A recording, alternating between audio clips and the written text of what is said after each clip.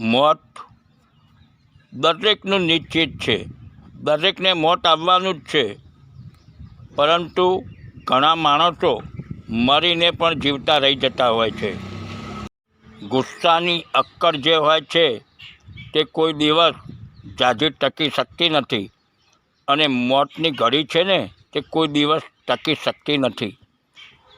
પાપથી કમાયેલું ધન ગમે તેટલું ભેગું કરો પણ તે કોઈ દિવસ ઝાઝો ટાઈમ ટકી શકતું નથી. માણસની પાસે સૌથી મોટી મૂડી પૂંજી જો કોઈ હોય તો તેના સારા વિચારો છે.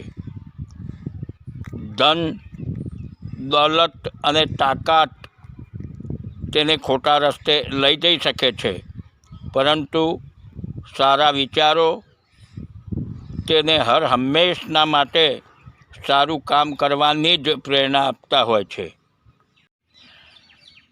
હર હંમેશને માટે એક વાત યાદ રાખો, તમે તે ન જોયા કરો જે તમને હર હંમેશને માટે બતાવાઈ રહ્યું છે, પરંતુ તમે તે જોવાની કોશિશ કરો જે હર હંમેશને માટે તમારાથી છુપાવીને રાખવામાં આવ્યું છે.